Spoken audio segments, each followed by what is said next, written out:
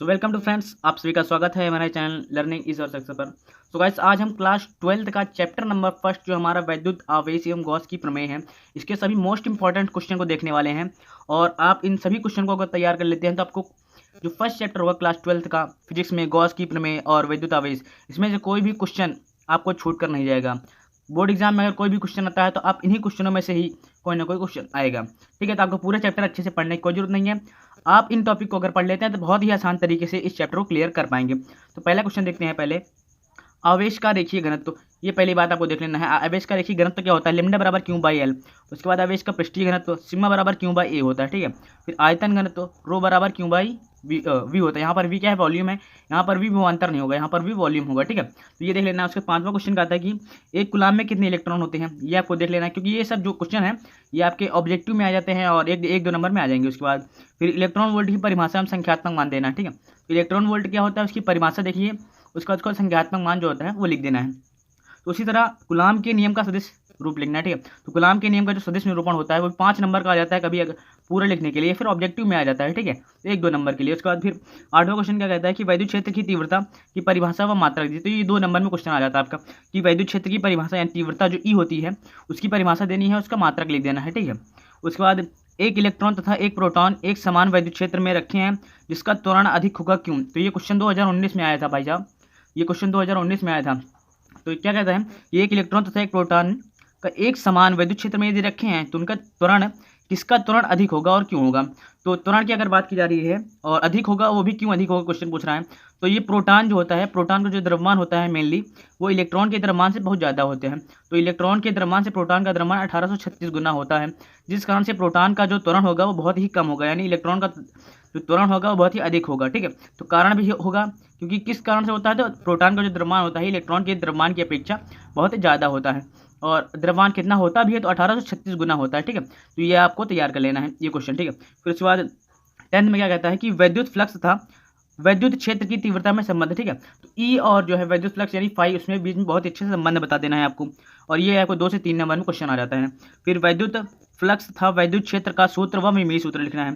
तो वैद्युत फ्लक्स, ठीक है, फाई, तथा वैद्युत क्षेत्र का जो वैद्युत क्षेत्र जो ई है उसका सूत्र लिखना है और विमीय सूत्र लिख देना है दोनों का। ठीक है, फिर उसके बाद गॉस की प्रमेय का गणितीय रूप लिखना है। गॉस की प्रमेय का गणितीय रूप, ठीक है, जो ये होता है गॉस की प्रमेय का गणितीय रूप आप ये देख सकते हैं।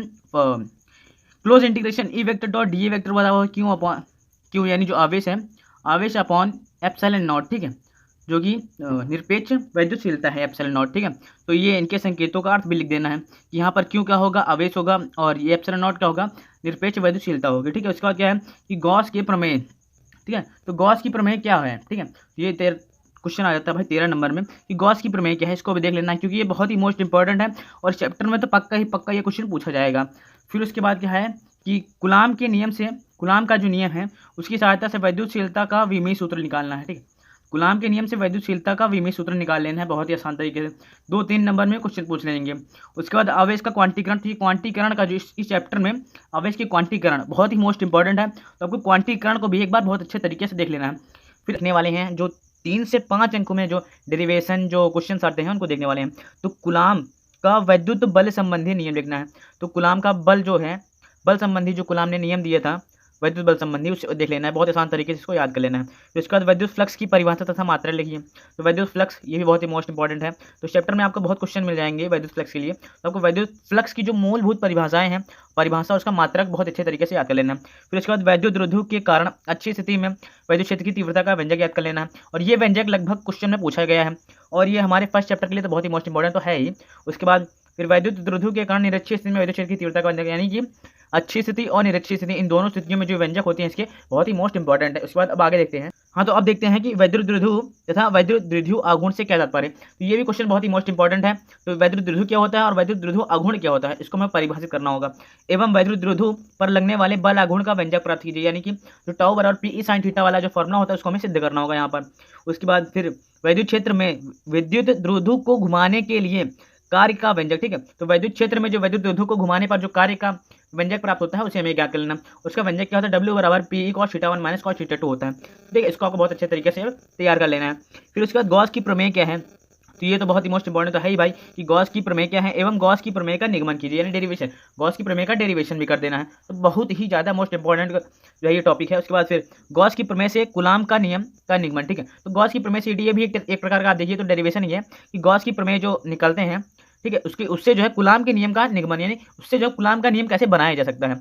फिर उसके बाद 9th में गॉस के नियम से अनंत लंबाई के आवेशित तार के निकट वैद्युत क्षेत्र की तीव्रता का व्यंजक। तो अगर देखें तो गॉस के जो अनुप्रयोग हैं उसमें ये क्वेश्चन आ जाता है। तो अनंत लंबाई के आवेशित देखिए विद्युत क्षेत्र की तीव्रता का व्यंजक, ठीक है। तो अनंत लंबाई के आवेशित तार के निकट विद्युत क्षेत्र की तीव्रता का व्यंजक प्राप्त कर लेना है, ठीक है। तो ये वाला देख लेना। उसके बाद 10th में क्या आता है कि अनंत विस्तार की समतल आवेशित प्लेट के कारण किसी बिंदु पर विद्युत क्षेत्र की तीव्रता का व्यंजक स्थापित करना है। तो ये भी एक प्रकार का डेरिवेशन ही है। फिर उसके बाद 11वां क्वेश्चन क्या आता है कि गॉस की प्रमेय से अनंत विस्तार की समतल आवेशित चालक प्लेट के कारण विद्युत क्षेत्र की तीव्रता का व्यंजक, ठीक है। समतल आवेशित चालक प्लेट के कारण, यहाँ पर चालक प्लेट के कारण कह रहा है, ठीक है। तो के कारण विद्युत क्षेत्र की तीव्रता का व्यंजक, ये भी बहुत ही मोस्ट इंपॉर्टेंट है। तो जितने भी आपको हम बता रहे हैं उन सभी को आप बहुत अच्छे तरीके से तैयार कर लेते हैं। पहले चैप्टर से कोई भी क्वेश्चन आपका इधर से उधर कहीं से भी कुछ में नहीं जाएगा और आप पूरे चैप्टर से बहुत ही आसान तरीके से तैयार कर लेंगे। बोर्ड एग्जाम में आपसे कोई भी क्वेश्चन इधर से उधर नहीं आएगा पहले चैप्टर से। ये वाला डेरिवेशन देखिए कि एक समान आवेशित अचालक गोले के भीतर व पृष्ठ पर और बाहर विद्युत क्षेत्र की तीव्रता का व्यंजक प्राप्त कीजिए। तो ये वाला जो हमारा डेरिवेशन है, तो इस चैप्टर का सबसे लास्ट जो है डेरिवेशन है ये वाला। तो और आपको बहुत अच्छे तरीके से इस डेरिवेशन को तैयार कर लेना है। ये जो डेरिवेशन 2020 से लेकर के 2023 तक 3 से 4 सेट में पूछा जा चुका है। और अगर अभी तक आपने हमारे चैनल को सब्सक्राइब नहीं किया तो चैनल को सब्सक्राइब और बेल आइकन को प्रेस कर दीजिएगा ताकि आपको सभी नोटिफिकेशन समय पर मिल सके।